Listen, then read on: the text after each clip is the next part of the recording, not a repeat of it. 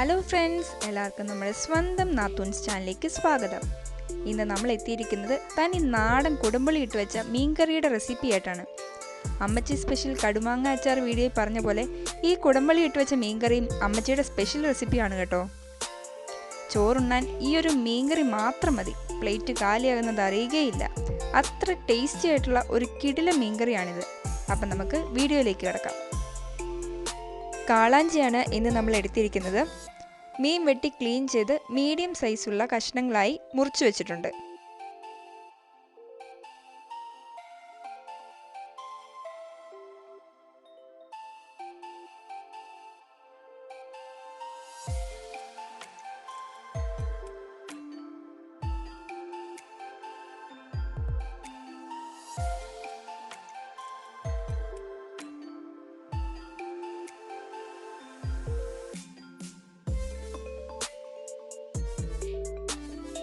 ആദ്യം നമുക്ക് ചട്ടി ചൂടാക്കാൻ വെക്കാം.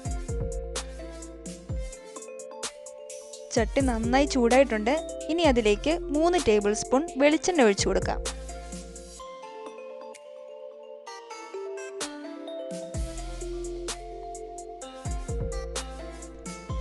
എണ്ണ ചൂടായതിനു ശേഷം അതിലേക്ക് 1 ടേബിൾ സ്പൂൺ കടുകും ഉലുവയും കൂടി ഇട്ട് കൊടുക്കുക. കടുകും ഉലുവയും ഒന്ന് പൊട്ടി വരുമ്പോഴേക്കും അരിഞ്ഞു വെച്ചിരിക്കുന്ന ചുവന്ന ഉള്ളിയും ഇഞ്ചിയും വെളുത്തുള്ളിയും പിന്നെ കുറച്ച് കറിവേപ്പിലയും കൂടി ചേർത്ത് ഒന്ന് വഴറ്റിയെടുക്കുക.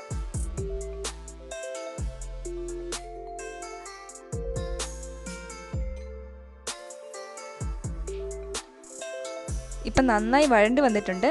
ഇനി അതിലേക്ക് ആവശ്യത്തിനുള്ള മുളക് പൊടി കൂടി ചേർത്ത് കൊടുക്കാം.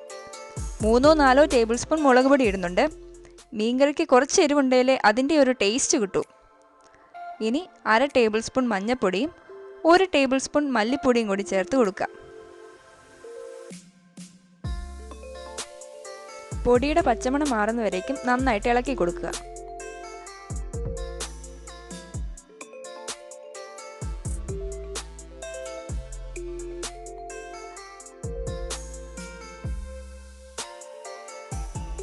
കുടംപുളി ഇട്ട് വെച്ച വെള്ളം കൂടി ഇനി ഇതിലേക്ക് ഒഴിച്ചു കൊടുക്കാം.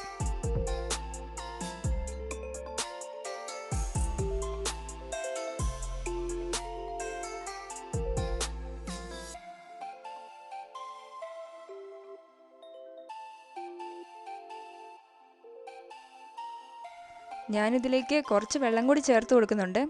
കറിക്ക് അത്യാവശ്യം ഗ്രേവി വേണ്ടവർ അതനുസരിച്ചുള്ള വെള്ളം ചേർത്ത് കൊടുക്കാം. വെള്ളം ഒന്ന് ചെറുതായി ചൂടായി വരുമ്പോഴേക്കും നമ്മൾ നേരത്തെ എടുത്ത് വെച്ചിരിക്കുന്ന കുടംപുളി കൂടി ഇട്ട് കൊടുക്കാം.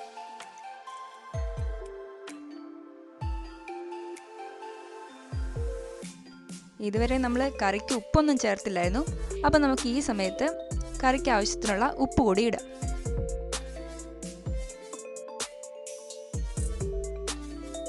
ഇപ്പം നമ്മുടെ ഗ്രേവി ഏകദേശം ഇവിടെ റെഡി ആയിട്ടുണ്ട്.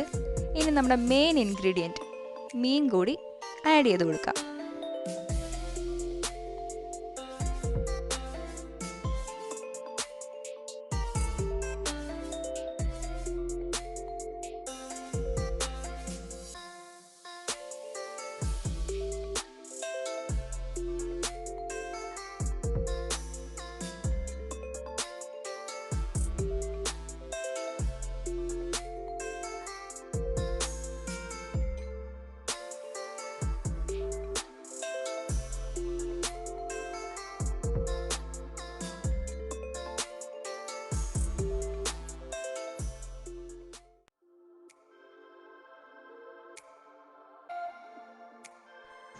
കുറച്ച് കറിവേപ്പില കൂടി വിതറിയിട്ട് മീൻ വേവാനായിട്ട് അടച്ചു വെക്കാം.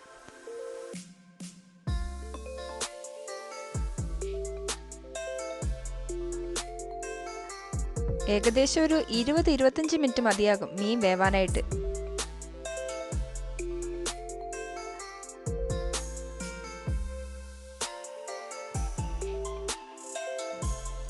മീൻകറി നന്നായി തിളച്ച് വന്നിട്ടുണ്ട്. നല്ല മണമൊക്കെ വരുന്നുണ്ട് കേട്ടോ. അപ്പം നമുക്കിതൊന്ന് ടേസ്റ്റ് ചെയ്ത് നോക്കാം.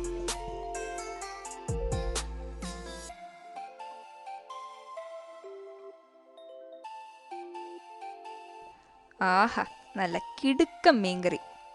ഇതിൻ്റെ കറക്റ്റ് ടേസ്റ്റ് അറിയണമെങ്കിലുണ്ടല്ലോ ഒരു മണിക്കൂറെങ്കിലും ഇതൊന്ന് മാറ്റി വെക്കണം.